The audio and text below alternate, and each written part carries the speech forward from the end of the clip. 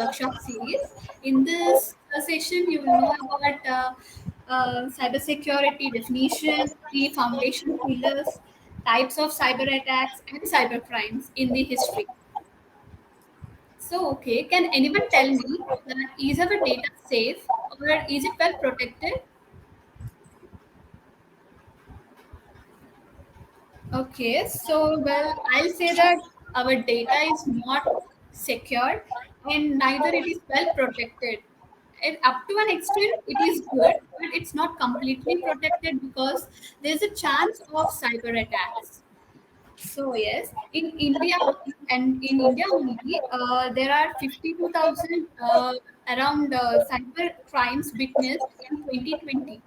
Says that National Crime Records Bureau. So, the number seems to be in thousands, but the loss it costed the attacked companies it's huge. With the increase in digitalization, we store all our personal details like our date of birth, our credentials, our credentials, our credit card information, everything on the internet in our systems, computer systems. So, improper protection of your devices may lead to deletion of your data or even tampering. So, people may easily tamper your data if your system is not well protected. So, here comes the base of cybersecurity. Cybersecurity, the technique of protecting networks, computers, servers, mobile devices, electronic systems, and data from malicious attacks. So it seeks to lower the risk of cyber attacks and safeguard against the authorization which are not permitted. It defends the systems actually. So here, what does the hackers gain from attacking our systems? Well, they can access, modify, or even destroy sensitive information like our credit card credentials. They can easily hack the systems and they can get the credit card credentials and they can withdraw money from your account. Your balance gets to zero, and the aim is to, and even they even aim to demand money from you. They can hack your systems. They can hack your systems and they take off your personal data and they demand money from you to to hand over those personal data to you again. So yes, so again, now what is the base of cybersecurity?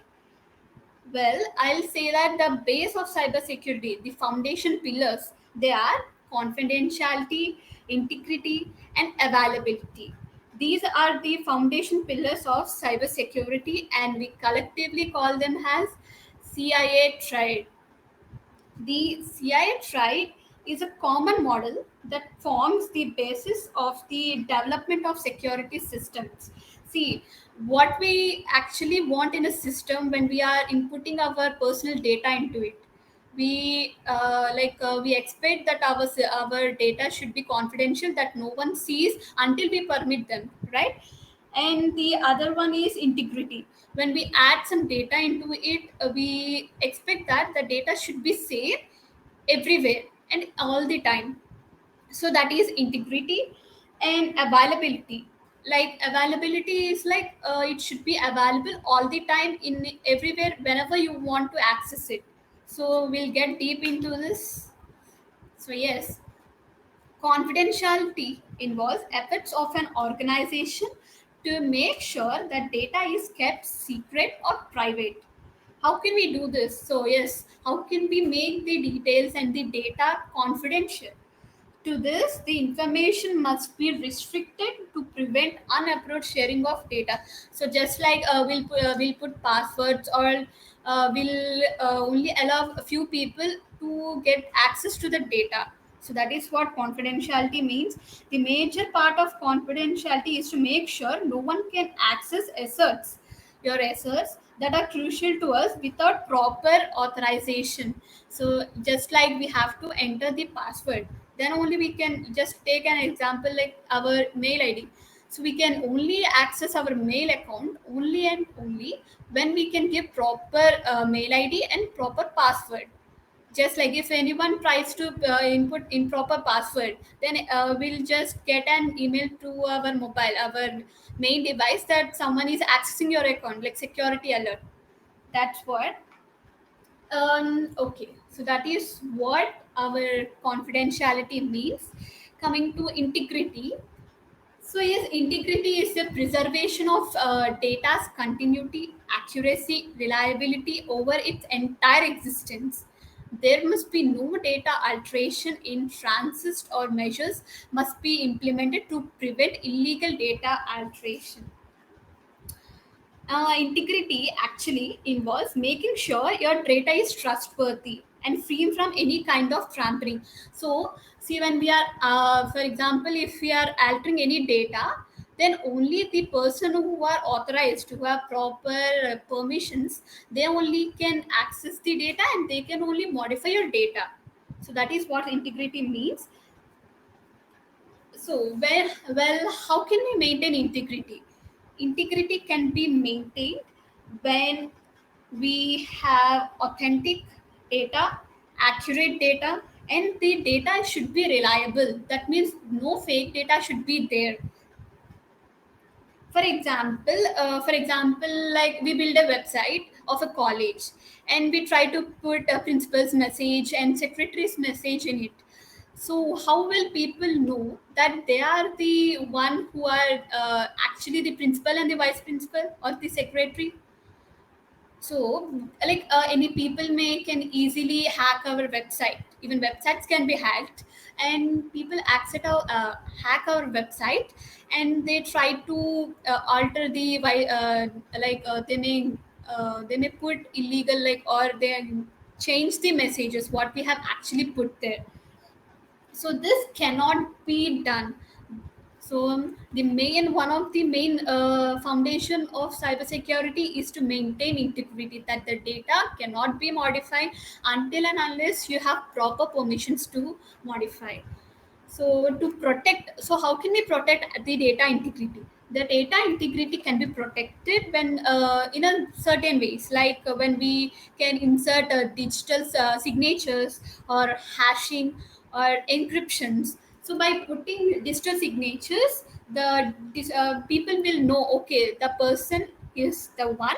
And we can like what we can say, that the persons can be identified with the digital signatures, since the digital signatures cannot be easily modified. So that is all about integrity. And coming to availability, so availability means that in authorized persons should access the data whenever it is required.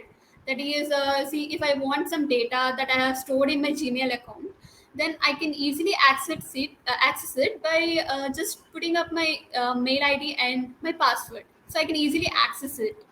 And also we should involve proper maintaining of hardware and technical infrastructures and system that displays the that hold and display the information. That means if the system is damaged, then I cannot see I have stored something in my system, in my notepad.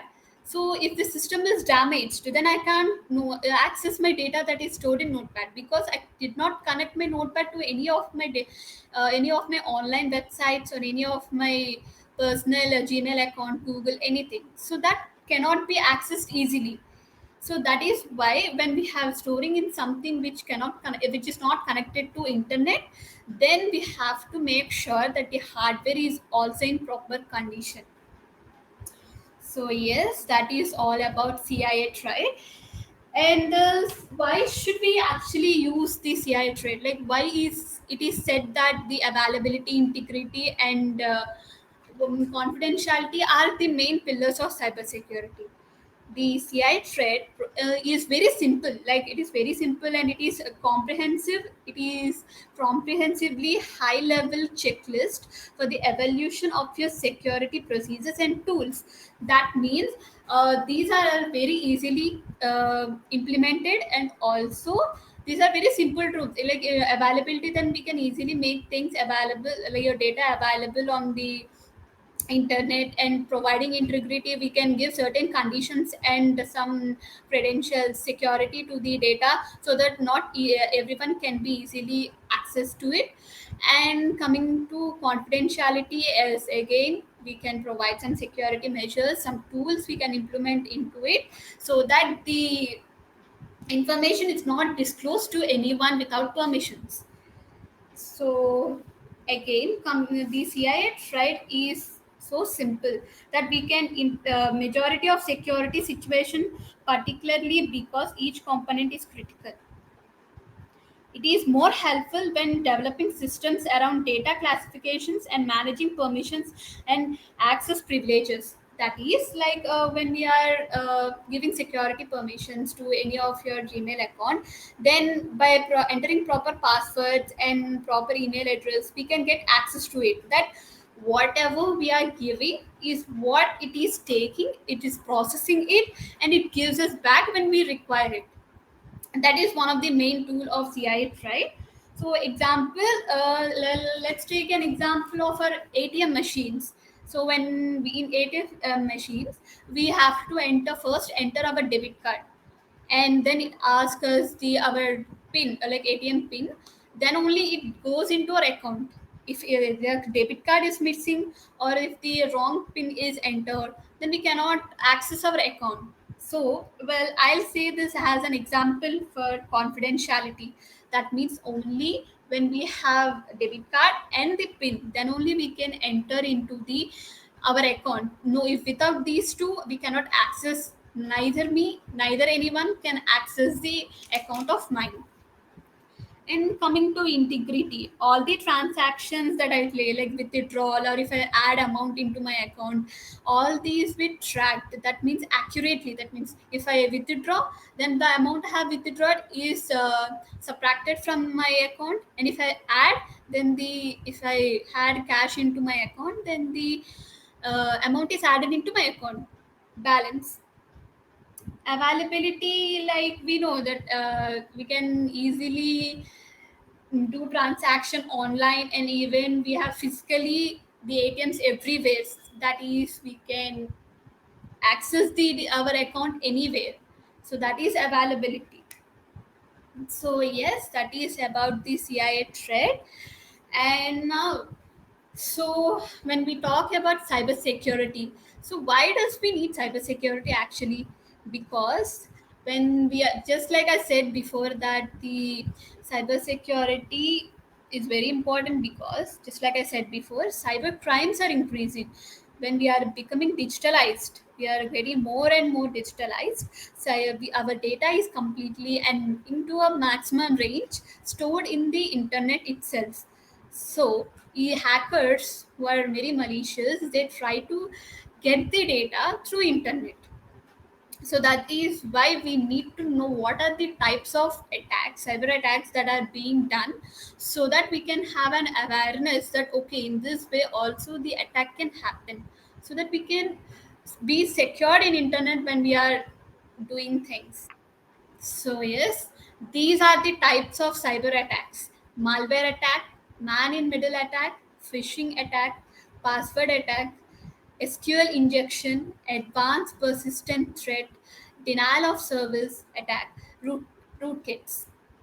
So, cybersecurity involves many types of attacks, as I said before. A cyber attack is an attempt, like it is an attempt to disable a computer, to steal our data. That our data can also be steal, or use a breached computer that is already, like breached computer means like something, a computer that is already in the hacker's control, to launch additional services, like means a computer is used, a compromised computer is used to attack our computer, and they launch additional attacks, additional data or additional things to the system, so that our system fails or it crashes. Though, coming to the malware attack is a software that is installed on a computer without the user's consent. and performs malicious activities like stealing passwords and money. For examples, the examples of malware attacks are viruses, trojans, and spyware. So here, coming to viruses they usually come as an attachment of an email or even a document that we download from internet. We often download pictures, songs, movies, like the all these from internet. So there's a chance that the viruses are implanted or additionally added to those files. And after these viruses enter into our file, they download it as a part of the file. They may steal our information, or they process the data and send back it to the hacker. We have keylogs, like the keylogs, they just record all our keypad, whatever we type, and they send back to the hackers. So that is one of the performance of the viruses.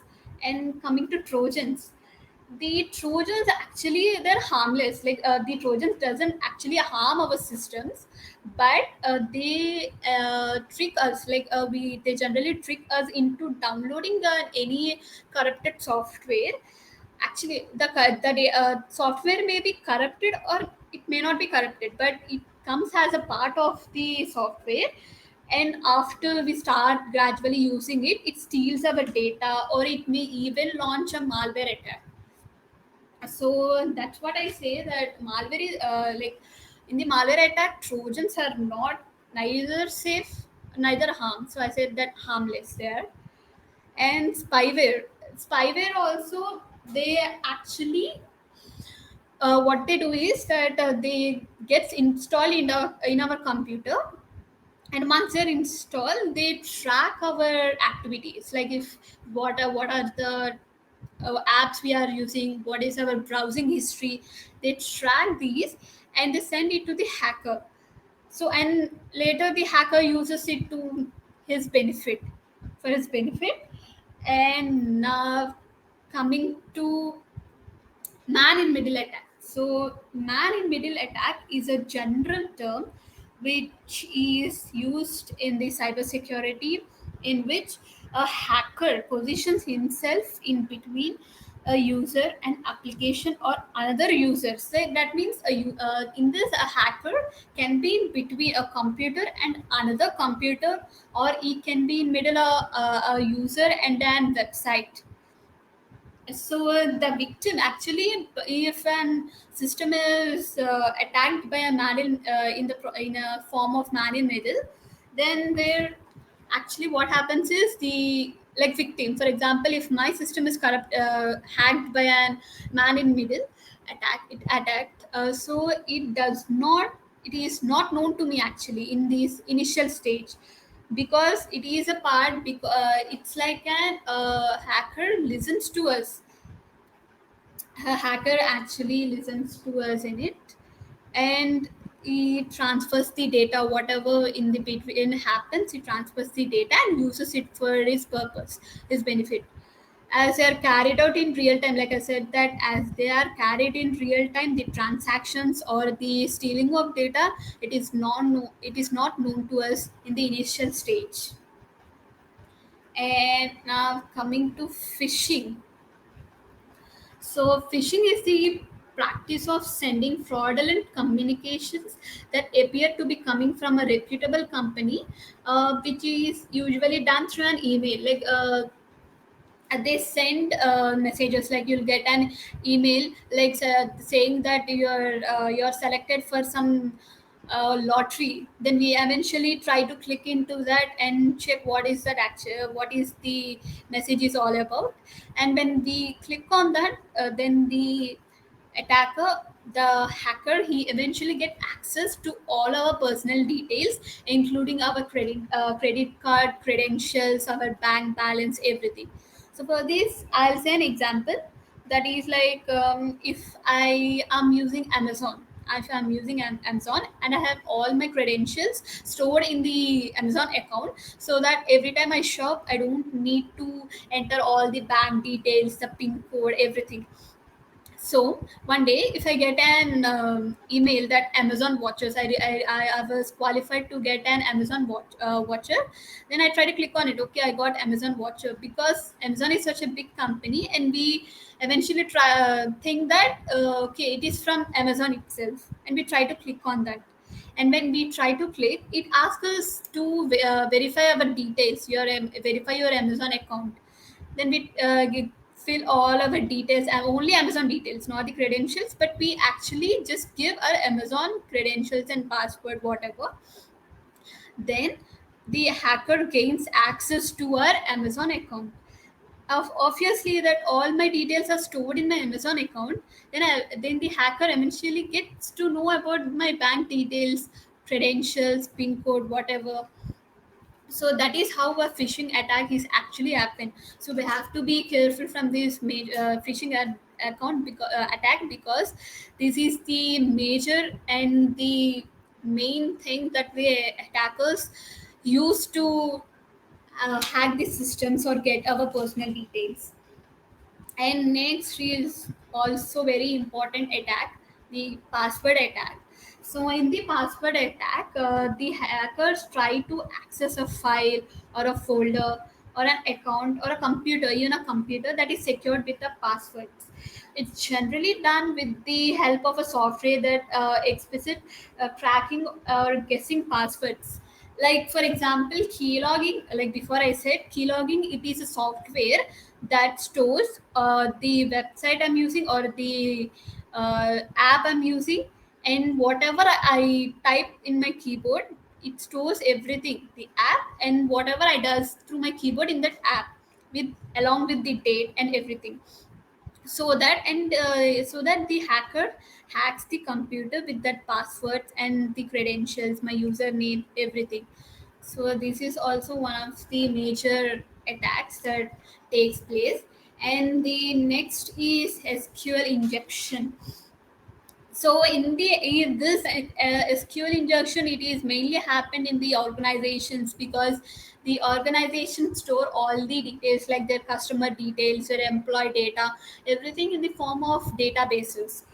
So, an attacker in the SQL injection, an attacker can run commands that enable the retrieval of the data from the database, or he can even destroy the sensitive information that is very important for the company, and also manipulate the activities. Like for example, if a person has withdraw the money from a bank account, but still a hacker hacks the system, and he shows, he manipulates the data that the amount is not at all withdrawn from that account, particular account.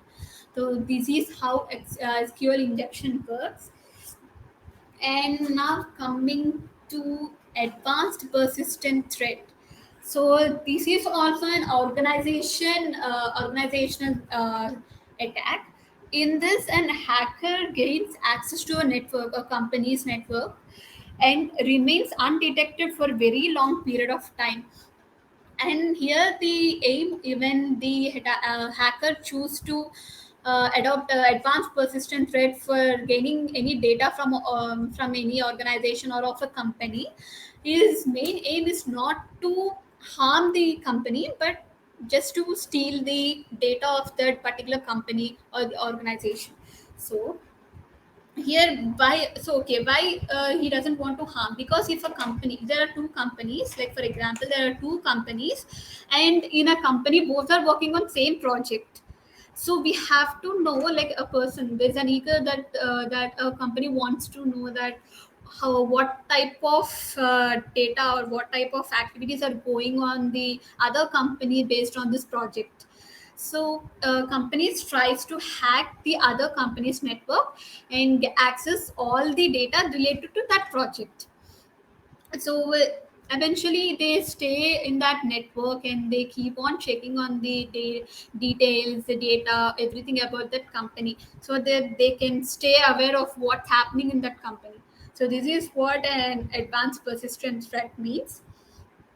And now coming to denial of service. So the denial of service is one of the organizational loss, actually I can say a major loss for an organization if an hacker chooses to adopt denial of service, because in this a hacker tries to make a computer or other devices or even a website unavailable to its intended users. For example, in this a hacker uses a computer, and he keep on sending repeated requests to the website until the website is unable to take the request. He actually involves in the regular operation of the website by like I said, like overloading the request until regular traffic cannot be processed. By this, the see if a hacker is sending fake requests to the continuously sending fake requests to the website, then the users who are actually want to use the website cannot access the account, because the like system the server or the system eventually gets crashed. So that is also one of the major fact that the denial of service is very, like what we call very dangerous. And coming to, there's one of the variant of denial of service, that is DDoS, that is distributed denial of service. It is a variant of denial of service, but here in denial of service we use only one system to send repeated requests. But in the DDoS, that is distributed denial of service, we try to send multiple requests from multiple systems. From many compromised computers, they are used to send requests to the website continuously until the website collapses. And now other one is rootkits. A rootkit is a software used by cyber criminals to gain control over a targeted computer or a network. So here what happens is a hacker tries to hack the system, and he gains remote access to them. That is, he uses his computer in sitting by sitting on somewhere only. He accesses our system. That is, though we are using our computer, we what we are typing or what action we are actually intended to do, that one is not have done. What the hacker wants, that is only done. Actually, that is what the rootkits means. And now, so yes, now let's know about major cyber crimes in the history. The cyber crimes has been, like I said before, they are increasing day by day. When we are storing our data digitally, we have to be very careful what we are actually putting in the internet or whatever we are posting in social media. Everything can be hacked, and they can be used for illicit purposes. So we have to be careful that whatever the data we are putting on the internet, that should be safe, protected, well protected. So yes, now coming to major cyber crimes. Well, one of the major cyber crimes in history is the outbreak of Melissa virus. Well, I'll say what happened that time. So the when in the 1999, the Melissa virus was broke by a programmer called David Lee Smith by sending users a file to be opened by Microsoft Word only. Like, he put a link which can be opened through Microsoft link only. Then the virus caused severe destruction to hundreds of companies, including Microsoft. It estimated that repairing the effects that the virus costed the company around, like the Microsoft company, around $80 million. See, this is what a Melissa virus, the very known earliest virus, one of the cyber crime happened, cost $80 million. So this is what a major attack happened that time. So, and another one is our very well known NASA has faced in the same year, in the same 1999, 15-year-old, I think the name is James Jonathan, was able to hack and shut down NASA's computers for 21 days. See, NASA is a space agency based in America. So the hacker, this Jonathan, this guy, has actually made the NASA satellites to be shut down for almost 21 days. And NASA, it costed NASA around 1.7 million dollars, around 1.7 million dollars to again make the systems available and to again the process to begin. And another attack is faced by Sony's PlayStation. The Sony PlayStation is very famous PlayStation. If there are any game players here, then they'll know how this PlayStation is used. So yes, another cyber attack phase is Sony's PlayStation network in April 2011 claimed that personal information of 77 million users was compromised. That means almost 80 million users lost their data to the hackers. And but the Sony claimed that the details and the data is safe, but we don't know that how much true it is. And coming to another attack that is faced by Yahoo in 2014. So what happened is that in 2014, Yahoo witnessed one of its biggest cyber attacks of the year, when 500 million accounts were compromised. Like we have Yahoo, just like Google, Yahoo is one of the mail ID portal. So what happened is that the passwords and your mail IDs of Yahoo, they were compromised and they were sold to dark web. And bank information was also stolen associated with that account. And also another cyber attack that happened is by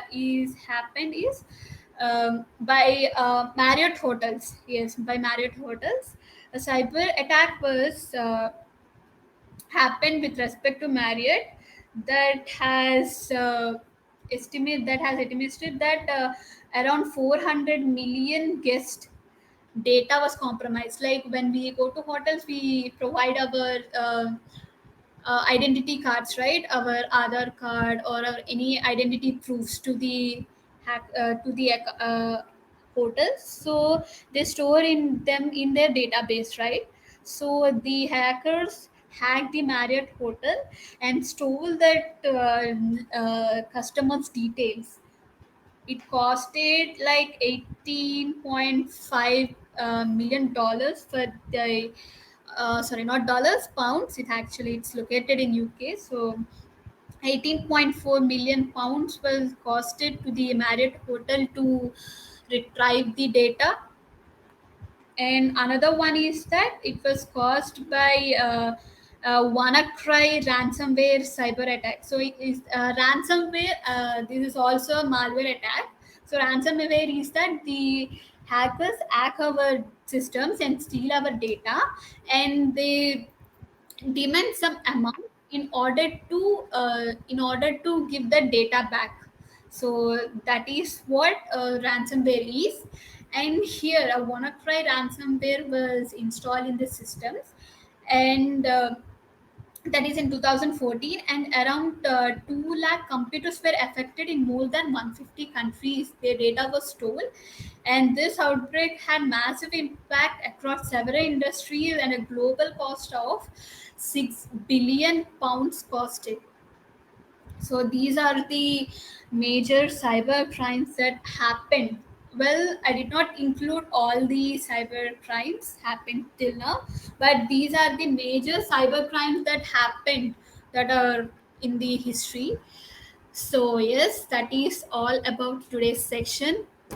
Thank you everyone for attending. And in the next session, we'll be looking into the security measures in related to the cyber attacks, and the uh, career in CS. What are the skills that are required if anyone wants to take up a career in CS, and many more. So yes, thank you everyone for attending this session.